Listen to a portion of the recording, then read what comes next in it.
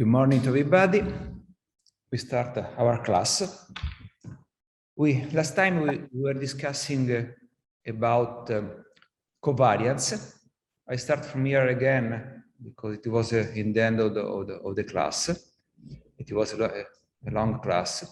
So covariance is the same of variance basically, but considering two samples. We have x and y with some samples.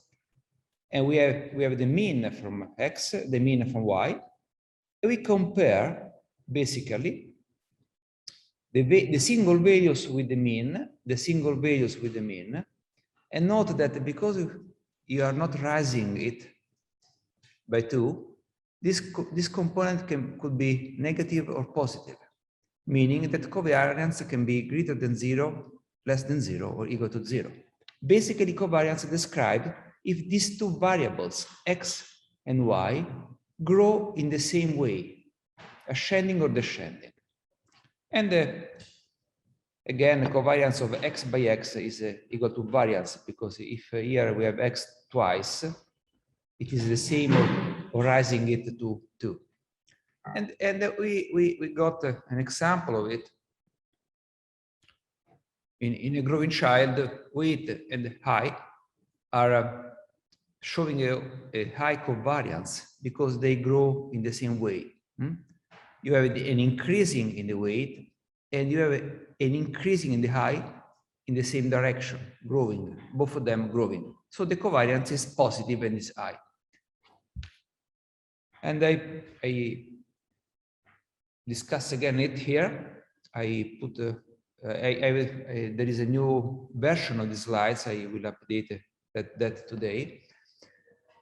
Basically, we want high variance in the projection because it is good, it show a lot of details.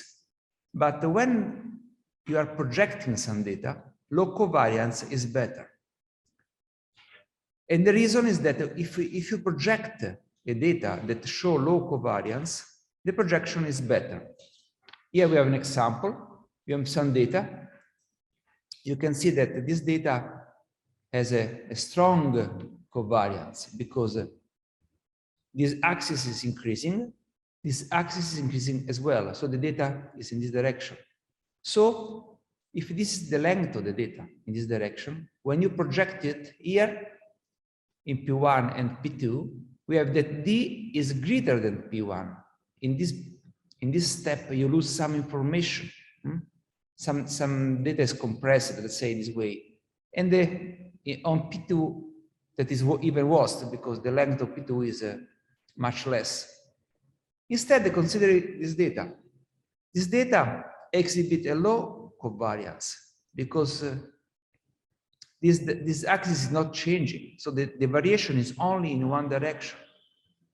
And when you project it on this axis, basically this length is more or less the same as this. While projecting here, we have a lot of losing, we lose a lot of information here. You can think of covariance as a variance that is shared among 2 or more axes.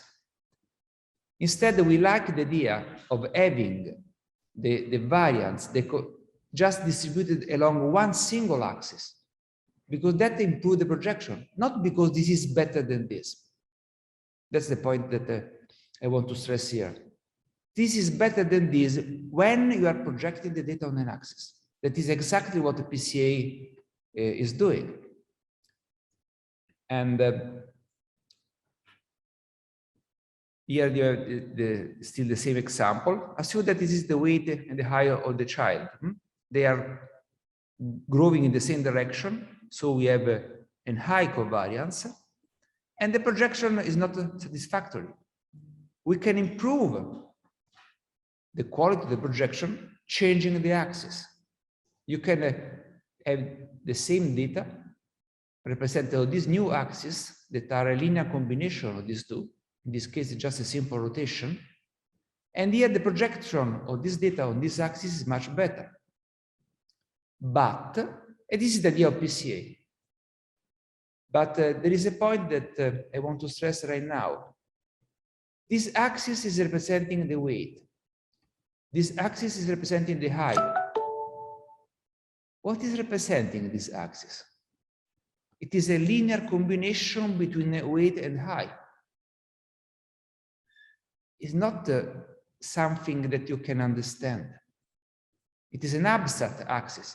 It has the great advantage that projecting on it produces a very good projection.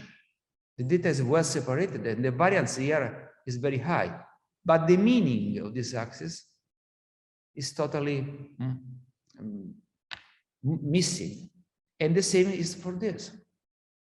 Meaning that Pca improves the projection on the axis. Here we are dealing with the toy example with just 2 axes, but it's the same if you have 100 axes, it is exactly the same.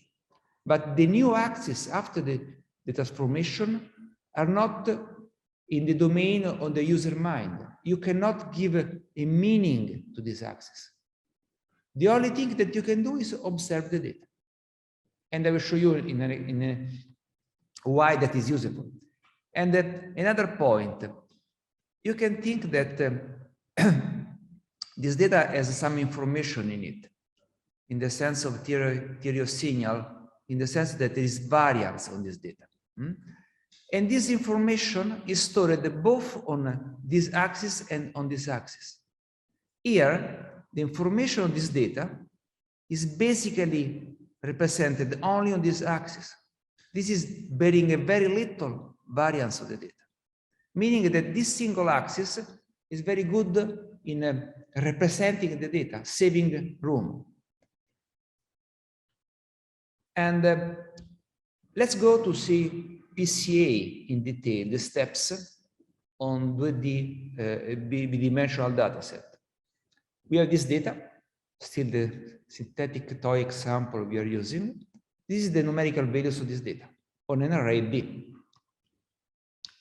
After that, we go to analyze the covariance matrix of this data. We have 2 axes, x1 and x2, and we can see that the covariance matrix, it is the combination of all the possible pairs, 1 by 1, 1 by 2, 2 by 1, 2 by 2. 1 by 1 is x1 with itself, and it is the variance of this axis. This 2 by 2 is x2 with itself, and this is the variance of this axis. 2.21 and 1.2 are symmetric. They share the same value, and they represent the covariance between these axes. And you can see the numerical value. The NumPy array has the Cov method that computes the covariance matrix. And you can see that you have little variance here, higher variance here. And this is nice. You understand this because we are referring to the x2. And you can see that the variance in the projection is higher. So x2 is bearing most of the variance of this data. And there is some variance that is spread among the combination. This is the covariance. And this is bad for us. We don't want this for this reason. If we remove the covariance, the projection will improve. So we take this covariance matrix and we rotate the axis in this example in this way. And now this is the new representation after Pca, just a simple rotation in this case. And the new covariance matrix basically has 0 and 0 in the combination. So only this axis and this axis are bearing covariance. The combination of them is 0. In this way, the projection, and you can see, the first axis has the maximum of variance, 2.09. Projecting on it is the best thing that you can do because you have the maximum variance here. You can project even on a y2, you have still some variance inside, but you have the combination of the two are bearing 0 variance. And this is the idea of Pca. But again, this axis and this axis are meaningless because they are a combination of the original axis. How we can come up with this result? Oh yeah, there is you already discussed that this is are the different kind of projection we can have. This is the data we are dealing with, and the larger projection that we can have is after PCA on the first axis. Here there is PCA on the second axis, and these two, the green one and the red one, are bearing all the variance of the data. Blue and yellow refers to the projection on the original space, and they are very, very compressed. So in the end, you can observe the data on one axis in the best way, where best meaning means having the maximum variance. The data is separated. And how can you do that? Basically, we have to recall the eigenvalues and the eigenvector story, autovalori and autovettori, that maybe you remember from analysis classes, but relax yourself. I'm not going to ask them that in my classes. I just remember the idea. You take the covariance matrix, basically, here it is, and you start the idea that you have the determinant of the matrix. You take this value less lambda 1, this value less lambda 2. You go for computing the determinant of this matrix, and that should be 0. Solving this equation, we produce what is called the eigenvalues, autovalori. They are 209 and 001. After that, having this information, you can go for computing the eigenvector. You take this one inside, you put lambda 1 and lambda 1 here, lambda 2 and lambda 2 here, and you put this equation, matrix equation, going to 0. And this lambda 1 and lambda 2 here are the eigenvector. And that's that. You studied that in analysis, and I'm not going to be back here. What is it? This is a linear transformation. We are changing all the axes, and basically lambda 1 and lambda 2 are representing the new axis of our space, while eigenvalues are the information about the variance on that axis. Look at this. Basically, if you apply this to this example, we come up with this information. The lambda 1 is 20.9, whatever. Lambda 2 is this 001. There is a big difference among them. And we can compute this. Lambda 1 by the sum of lambda 1 and lambda 2 is 0.999. Lambda 1 is bearing 99% of the variance of the data.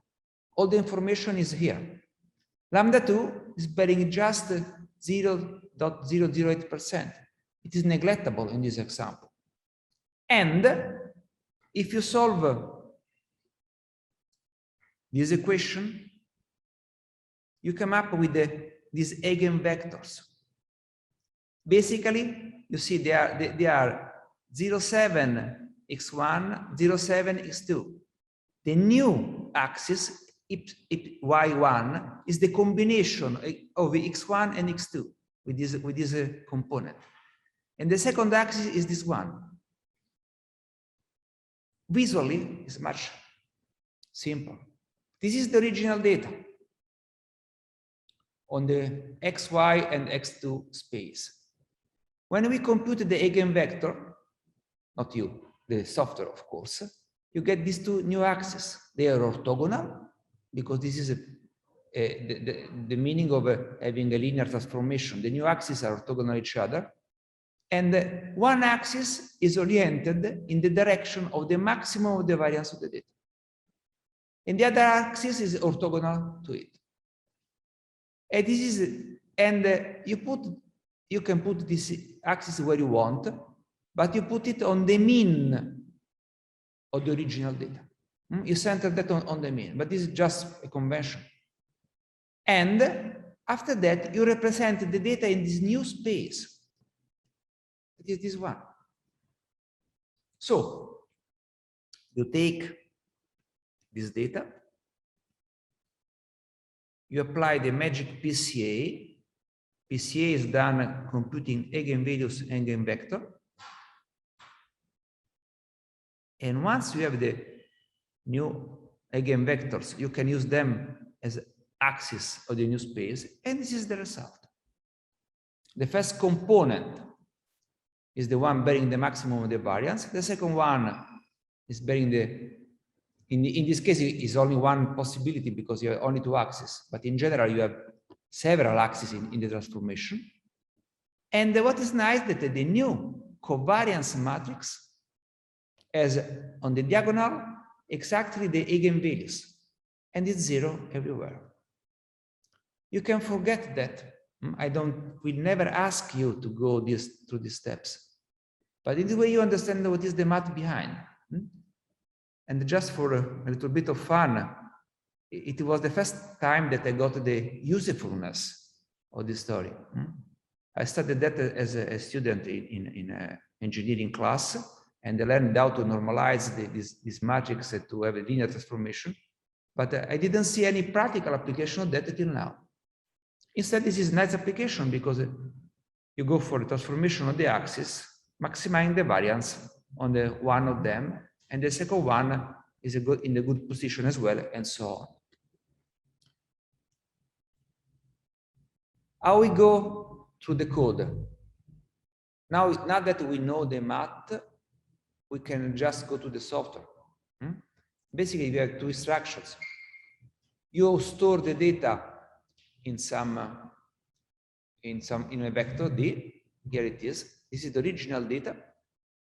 So I wanted to see what is going to happen to the numbers, basically. This is the original data D. After that, I do for a standard normalization, a Z normalization, and this is the new data. Normalize it, and I compute PCA fit on this data, this normalized, and this is the result. So you move basically from this data to this data. This is the original data. This is the PCA data on the new axis. And in the middle, there is a normalization. This D underscore PCA is a NumPy array that stores the data from the data. It is very useful. I will show you what there is some information within in it. For instance, do you remember this boring story of computing the percentage of the variance on the PCA axis, doing the proportion between lambda 1 and the sum of lambdas, lambda 2 and sum of lambda? You can do that in this way. Or you just ask for this value that is attached to PCA here. PCA is the transformation of this story, and in PCA there is a vector explaining the variance ratio that give you the descending order of the variance across the different dimensions. This is the first component of PCA. This is the second component of PCA, and you can have more depending on how many vectors, many dimensions you have in your starting story. And this is nice because if you are interested in visualization, you take the first two components. If you are interested in storing the data, you can say, okay, I take the first one, the second one, the third one, till the cumulative variance is higher than a threshold. Or you can use them for you apply k-means. And now that we have the story clear from a math point of view, let's see PCA as a black box. Now we go for a not even still toy example. We are considering, let's say, the wine data set. We have 13 attributes in the original data. So this is a complex multidimensional data. It is data that you cannot understand looking at the numbers. 13 dimension, too many. You apply PCA, pushing the button, and you obtain a new 13-dimensional data set. That is exactly the story that we have here. From year to year to year. Here just bidimensional and bidimensional. Here is a 13 dimension in 13 dimension. And what is the story? Is the story that Y1 and Y2 are bearing most of the variance of this data. But you cannot see it. That's why I use the toy example. Because in a bidimensional space, you can see the story. If I try to show you on a 13 dimension, you cannot get the story. But if you ask this vector, in this case, you will have 13 components here in the vector, ordered in a descending fashion, each of them showing the explanation of the variance they're bearing.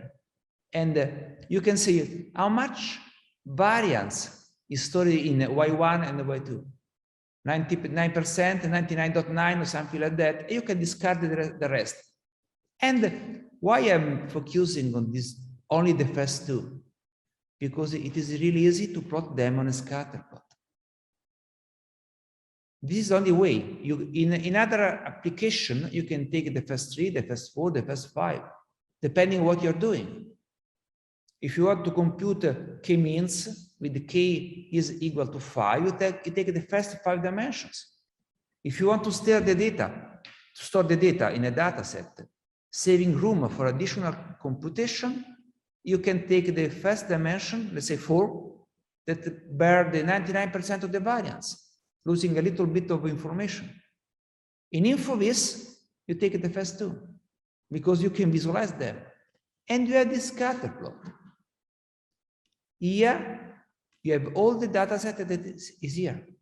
Each dot here is a line of this original data set. And it is separated at its best because Y1 and Y2 are the 2 dimensions bearing the most of the variance. Remember this example. This component is the best one because the data has the most of the variance here. The second one here is mandatory.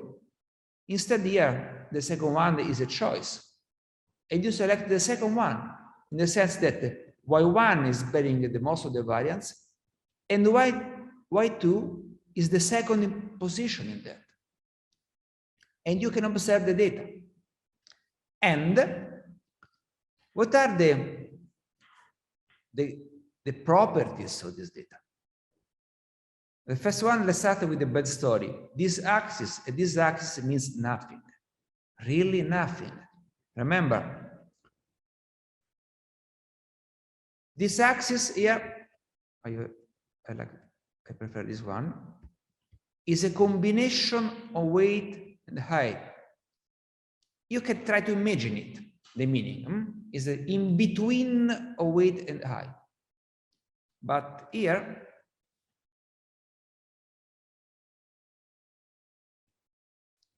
this axis and this axis are a combination of 13 axes.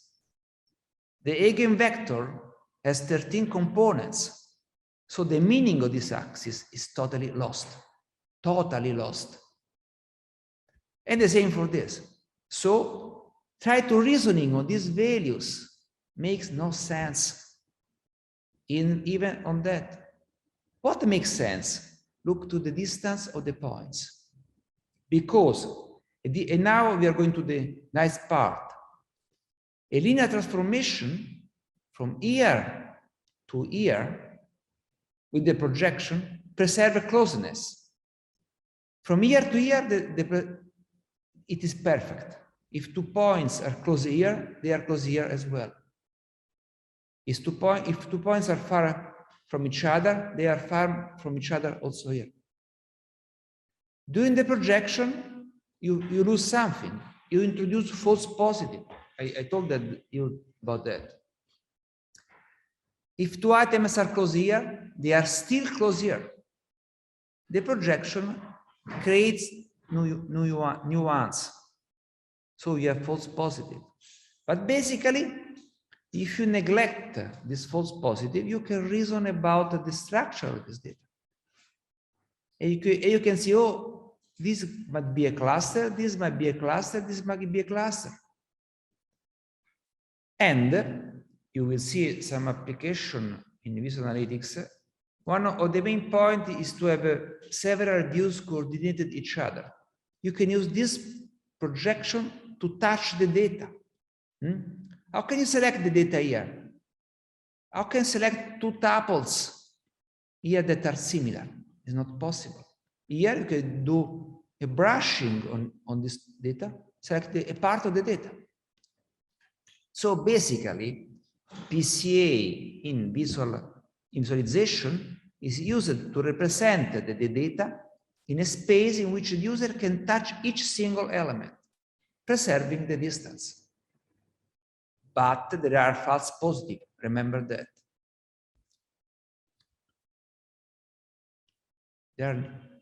There are any questions about the story? Okay. Let's be back a little bit to normalization, just to remember what we did in the middle. If you use sklearn, you must state normalization by yourself. It's not automatic. And we have basically the z-score normalization and the min-max normalization. Here we have the original data in green. We have the standard normalization in red, and we have the min-max in blue. Min-max does not preserve closeness. Min-max is not linear. In some cases, mandatory. In Radvitz, it is mandatory. It is a pity, because min-max destroy the closeness. And I'll show you an example. You have this data set. We have P4 and P5, 10, 10, 10, 0, 1, 10, 10, 10, 0, 1, 2. These items are very close. In this four-dimensional space, P4 and P5 are very close. If apply z-score, they will still be close in the new space, in the red one.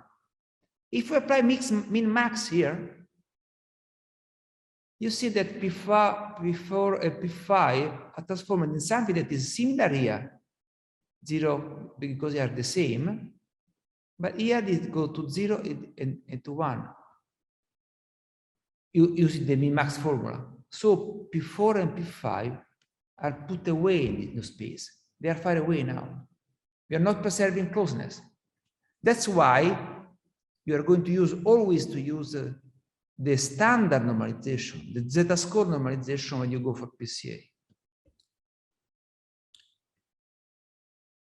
And now you should go for an exercise today. You should go to this website, that is the UC repository. The UC repository, maybe you are familiar with it from other classes. It is a machine learning repository. It stores several data sets with some pieces of information. You can skip it because I already put in Classroom this file. You can download this file. If you didn't, you have to do that right now. And you have to expand it. So do that, please, now. And to remote people, do you have this file downloaded and unzipped?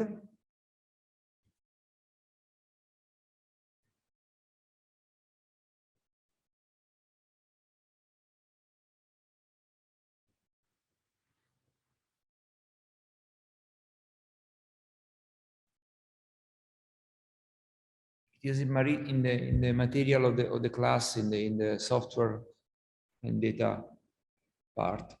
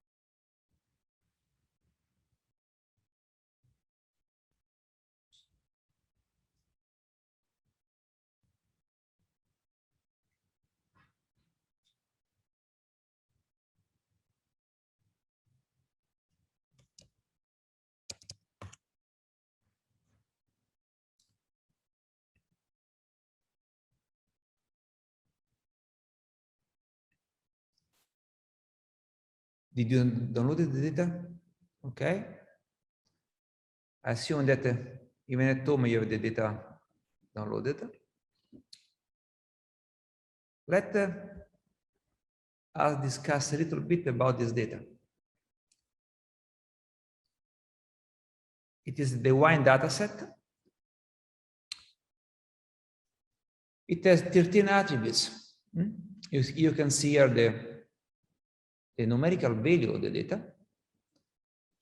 Note that the first attribute is denoting one class. This dataset has 3 classes. For some reason, someone classified it, and it came up with the story that there are 3 clusters in it. And the first attribute is just reporting 1 for the first class, 2 for the second class, and 3 for the third class. And after that, we have the other attributes. These attributes are referring to wine property. The alcohol, this is easy to grasp. What is malic acid? I don't know. Alkalinity, I can imagine. Magnesium, total, phenol. Physical, organoleptical properties of the wine. And basically, a cluster done on this data represent wines that are similar to each other. This is the idea. A cluster is something that, if you want, you can go computing the Euclidean distance on these attributes. And using the Euclidean distance, a k-means will produce 3 clusters. This is the story. And you can do all the math that you want on it. But if you want to visually understand it, you are in trouble, because looking to the numbers is not easy to understand what you're doing. If you use parallel coordinates, you can see something, maybe yes, maybe not. Look to the class label, 1, 2, 3. It is not numeric. Be careful. Never apply Pca to a number that is categorical. 1, 2, 3 is representing class A, class B, class C. Having the mean of it makes no sense. Having the variance of it makes no sense at all.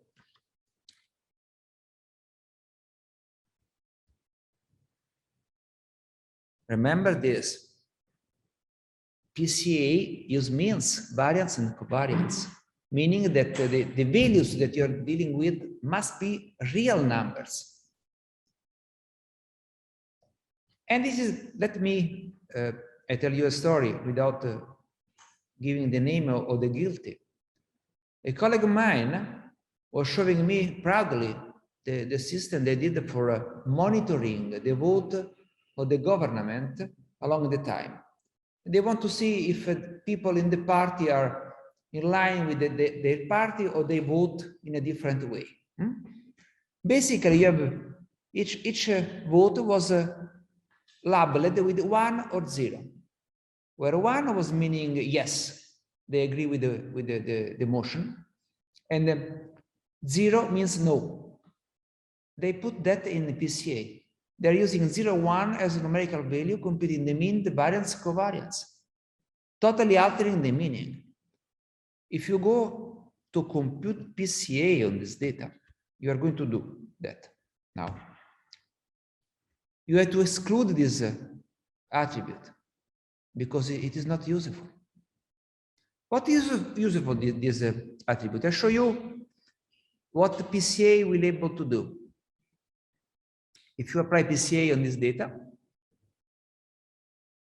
in the end, you come up with this.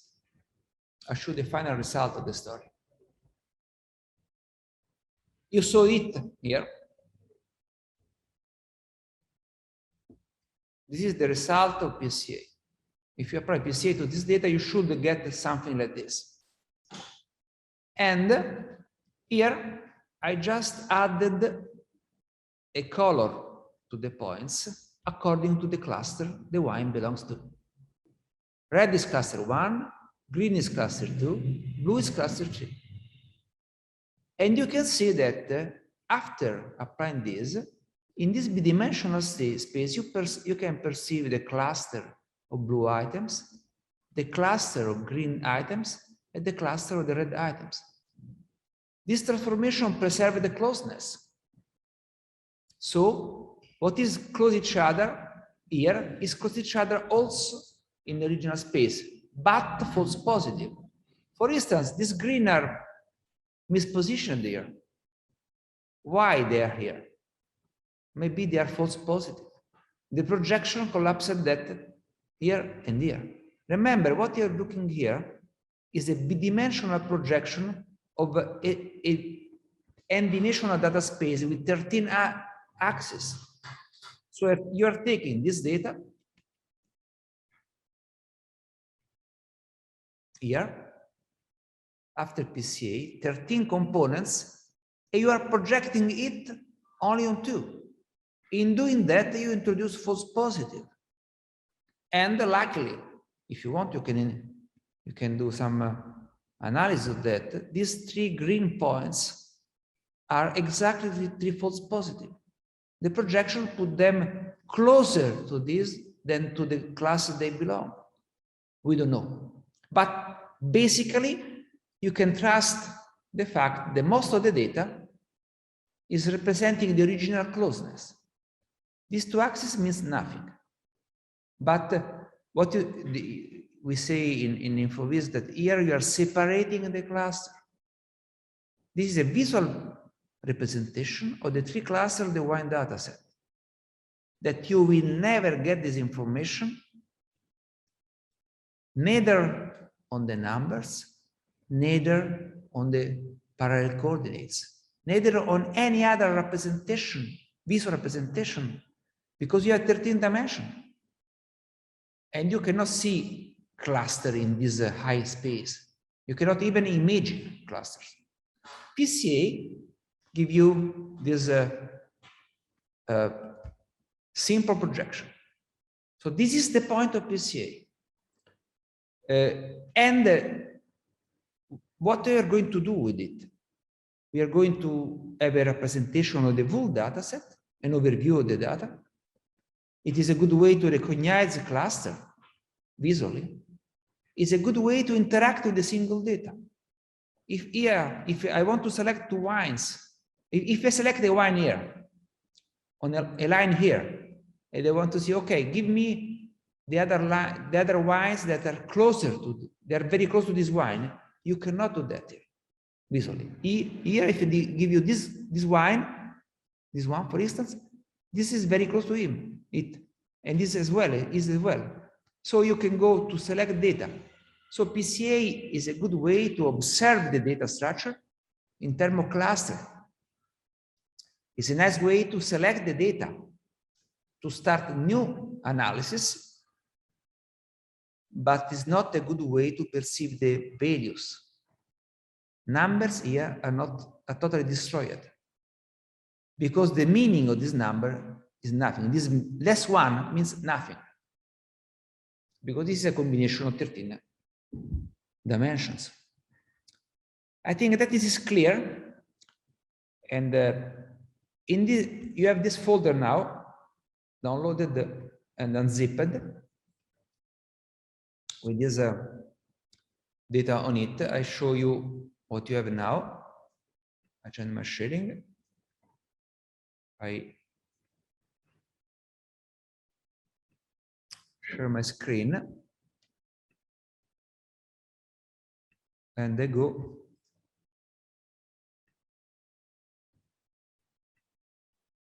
Okay. And here we have the wine dataset as you can download from the UC. There is the data is stored in a comma separated value. This is a text file. If I open it with a simple editor, basically, you see the data in this way. Each line is a tuple separated by commas. You can edit it by an editor. And look, the first label is 1, but it's 2 or 3. It's representing the classes. You can open this file. I replicate it here. Oh, we have other information. The name of the attributes, though, some data on the story. And here there are the name, some story on this data set, the name of the attributes, how many instances you have, class 1, class 2, class 3, attributes, and other information about the data. This is the standard piece of information you get when you download something from UC. But here there is a copy inside your directory, and you can open it with Excel, according to the fact that Excel is able to recognize the comma as a separator. Luckily, an Italian Excel will fail in that. And you can see the data here. Here there is the first information about classes, and you have the numerical value. And here you can get also, because we need normalization.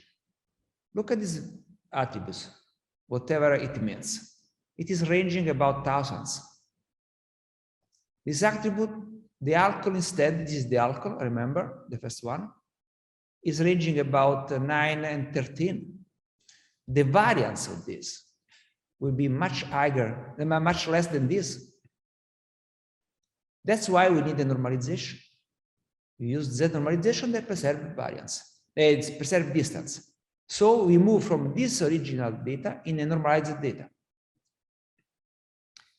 And here we have some Python application. We have, I can show you with the spider. I have this PCA windful SKLearn. You don't have it because this I didn't give it to you.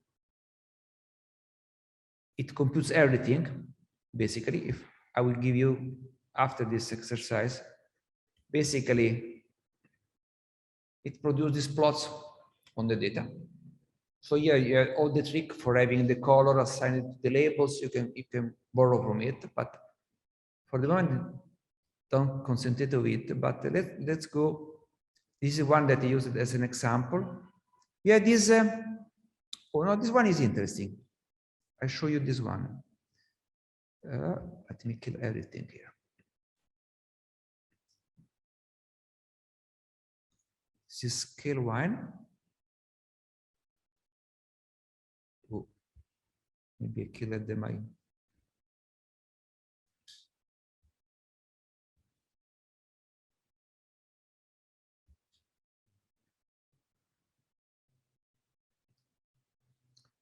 The screen is very little.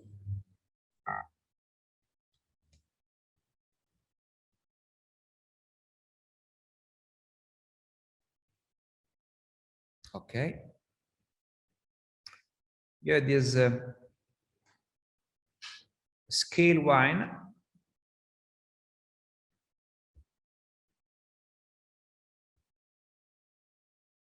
It is very simple.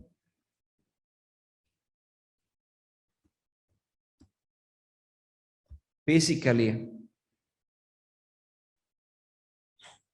if you run it, you get the 3 different scales of the wine. The original data, the normalized one with zeta score, and the min-max. Basically, here there is a way for plotting it, and I go for scaling in a different way. A min-max, a zeta score, and the original data, plotting it with 3 different colors. And you can use it for looking at this data. But let's go to the goal of today. You have to use this file. I open it in the BBEdit.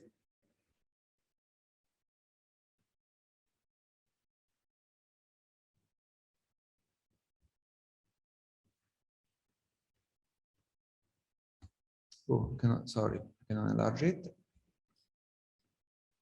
Luckily you can read, you have the computer in front of you, so that's fine. Basically, it defines the name of the attributes of the data set. And you have, using the example that they give you, so you have the code, the first, the 01 file as an example of PCA. You have to compute PCA and do some analysis on it. And after that, to invoke this function. This function will be used to generate a file that contains the data after the transformation. The Y data set, this data set will be the PCA result of the data. So you have just to put in this code the PCA, compute the PCA, put this parameter here already done, and you will generate this file. You have the function here, but you don't care. Just write it on the disk. What is in Y data CSV?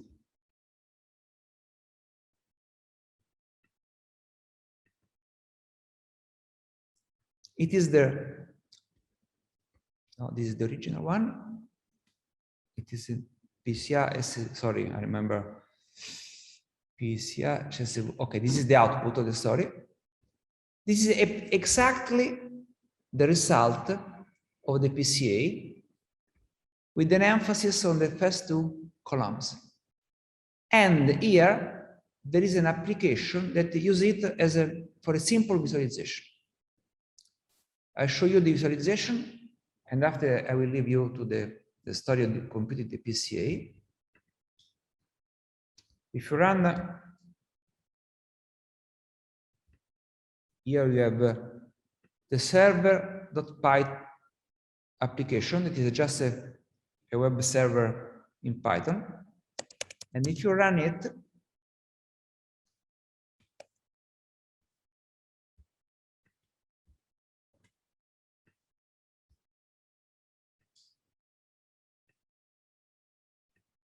having that file available after PCA, you will get this. And this is an example of using the PCA. Very, very, very toy example. Here there are the parallel coordinates of PCA.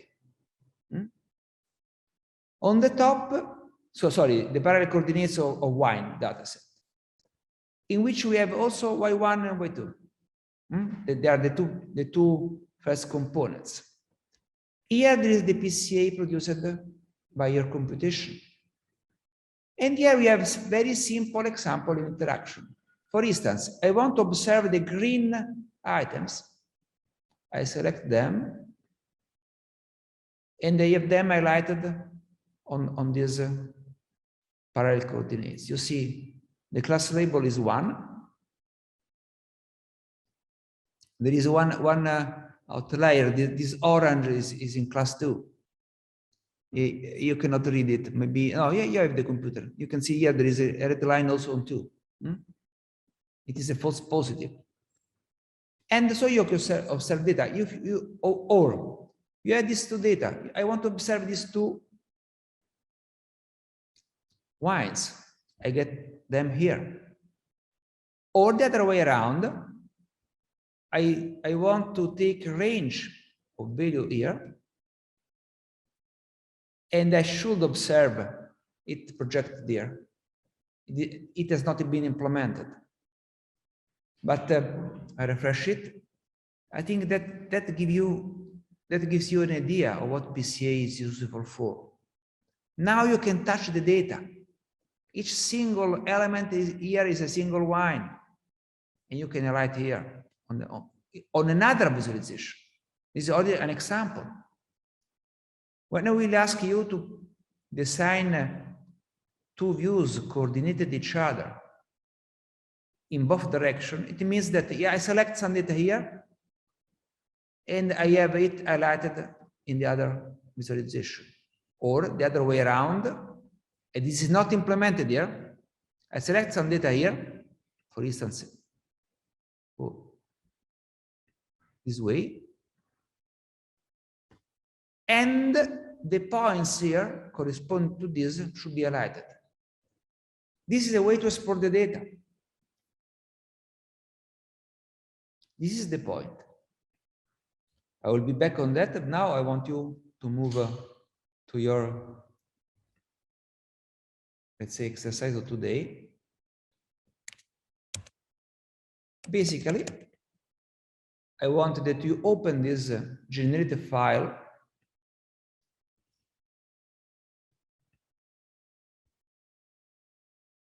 here, and you put here the instruction for take the one is all the data you need is there. Load the wine data set. Be careful to the class attribute, and you have to skip it. And do for PCA, put in the PCA the result and call this file, and go for analyzing the variance. The goal is load the data set, explore the data, means look into the data itself, compute PCA on it, plot PCA. You can borrow, remember, you have this the file 01 PCA contain all the instruction for that. Just to copy from here. And after that, go for answering what is the variance of the first two components. You will observe all the variance of all the 13 attributes. But I ask you, what is the variance of the first two? How much variance is preserved in this PCA? And finally, generate the file useful for the visualization. Do you have any question on that? So I stop recording. I pause. Okay. We stop with this exercise. At least you did a try about that. This is the file you're working on. And I already put a solution on the web for that. It was just a matter of computing PCA on wine. And basically, you have to get the data from wine data set, skipping the first column. I used this NumPy command, but the point is just to make evident the list of the columns to take. You go to range 1 to 14. You want to exclude the class label from it. And after that, you go for standard normalization, you compute PCA, and you run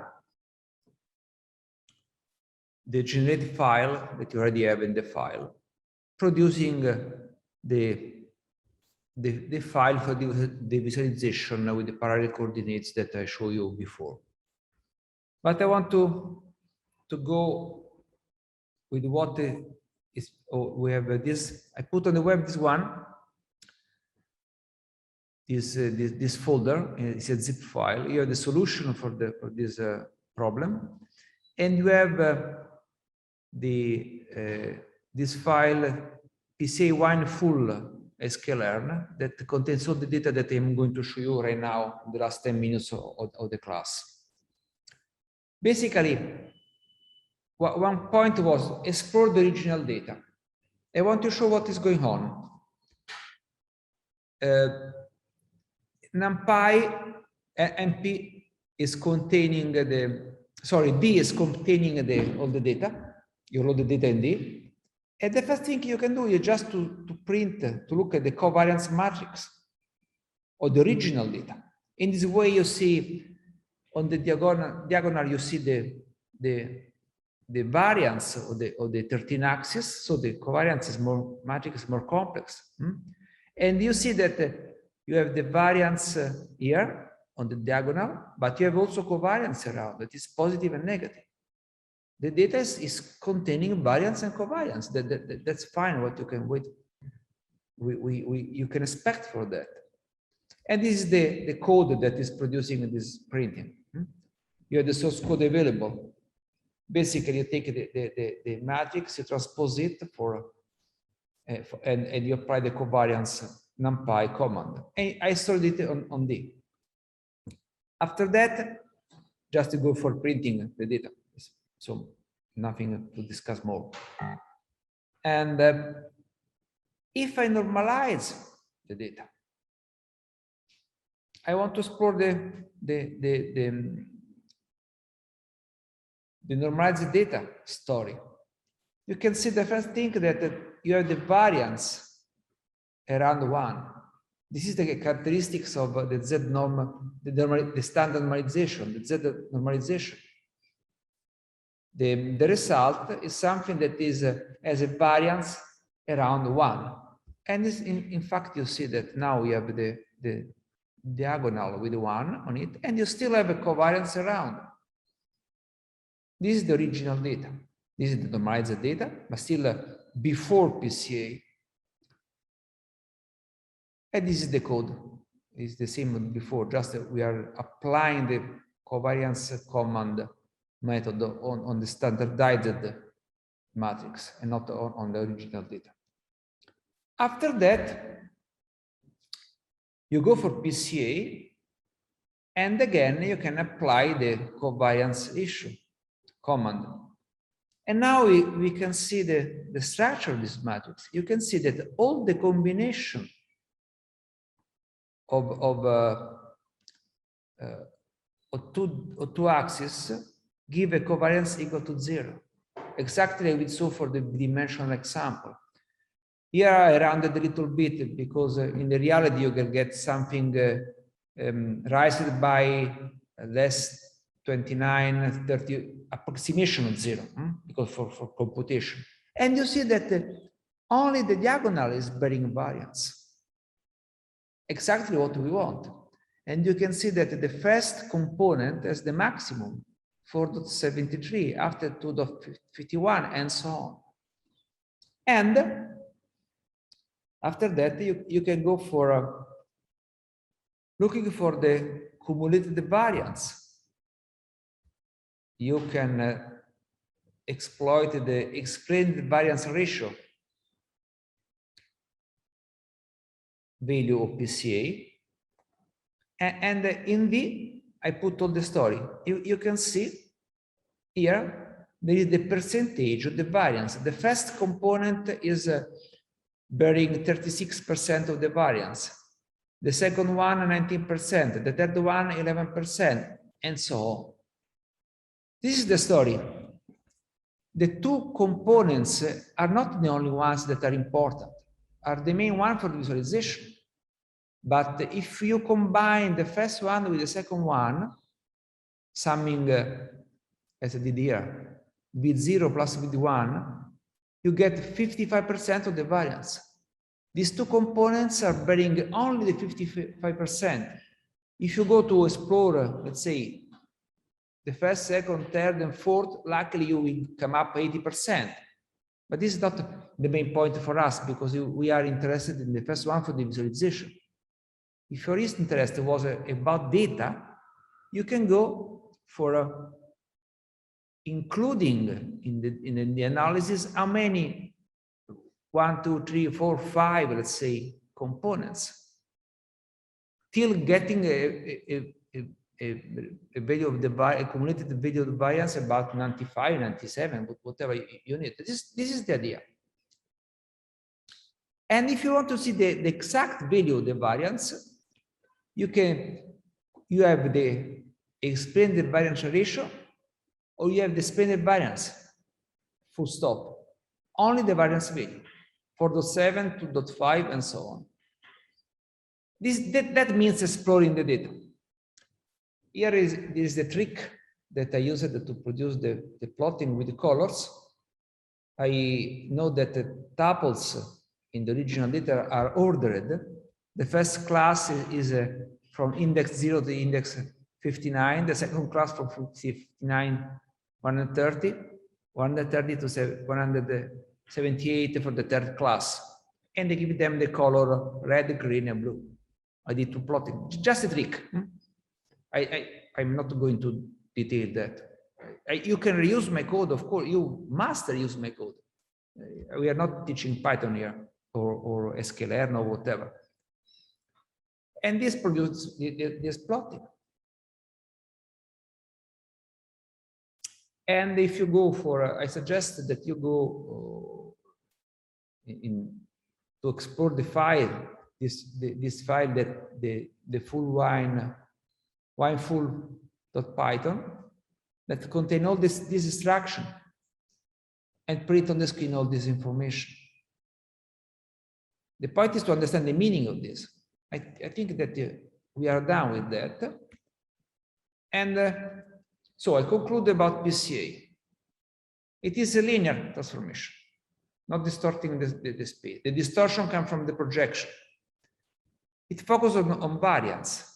And to maximize the variance of the projection, you minimize the covariance. Preserve closeness, but it introduces false positive. Remember, this is bidimensional. This is easy to grasp, but we saw also the story for the wine. This is the class label. We take these 13 attributes and we produce this. And now, and we have this, if you run the server.py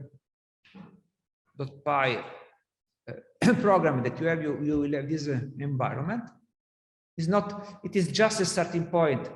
Maybe that Marco Angelini, that will teach you D3. We start with the example, with the modification, but just to see what is the possible use of PCA. Here I'm trying just to demonstrate the role of PCA, showing the data. Showing the data in bidimensional fashion. You can touch it, you can browse, you can browse on it, you can select single item and observe them in a parallel coordinates view. Brushing here implies highlighting here. And you can observe cluster, discover cluster, or identify outliers. An outlier is something that is far away from the other. Or you can look for similar items. This is not looking for numbers. This is the kind of task you can do with PCA. And be aware of false positive. And now I have 2 minutes left. I have a question for you. The question is very simple. I am observing PCA here. And I see, oh, this is a potential outlier because it's very far from the rest. Maybe, oh, this one, or this one. And the question is, can I trust outliers here? Yes or no? Please try to give some answer in the chat.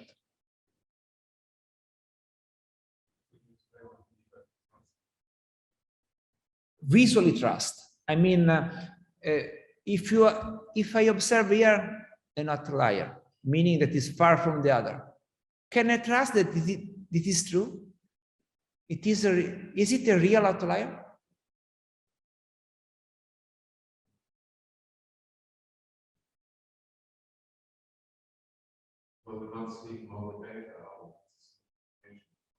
Yes, but here outlier in its simple definition means far from the other. Euclidean distance, high Euclidean distance from other points. It's far from the other. This point is far from the other.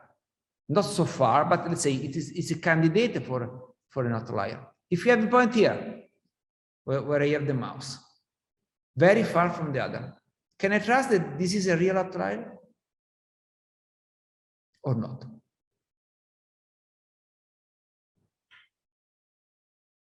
It depends on the PCA properties. PCA properties introduce false positive. but not false negative.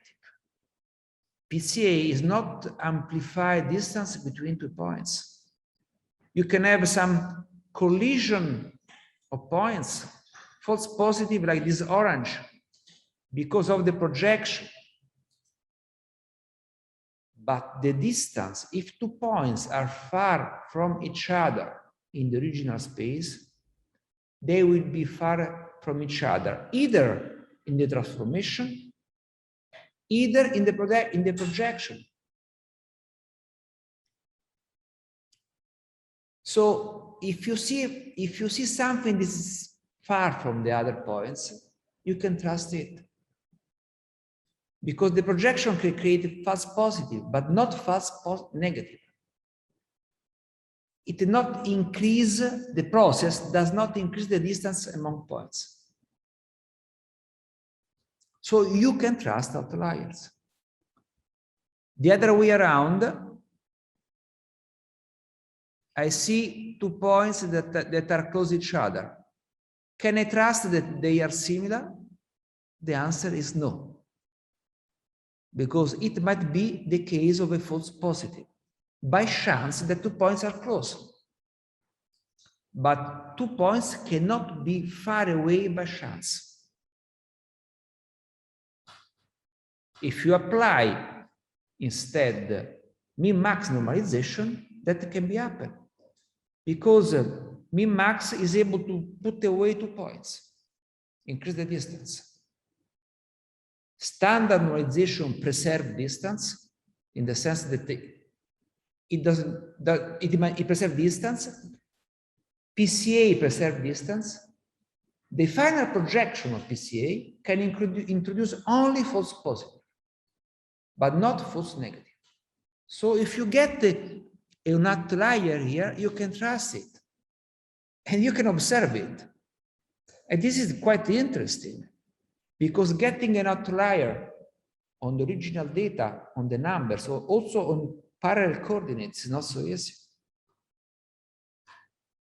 And here, luckily, we are observing, and stop because we are done with the time, a false positive. This orange point, luckily, it is a false positive. But maybe I have a question for you.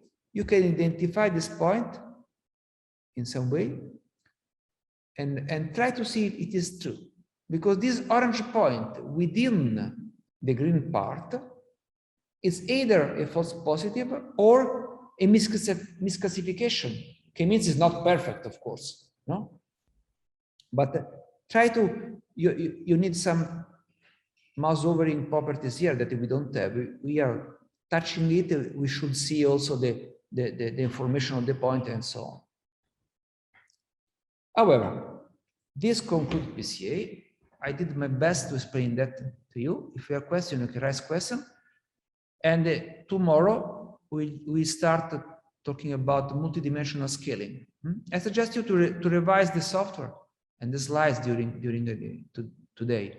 I updated the slide, so we have the new version is exactly what you saw today, and I uploaded the full Python story here, so you can browse the solution for the exercise of today, and also this one that give all the details about variance, covariance, and with different normalization.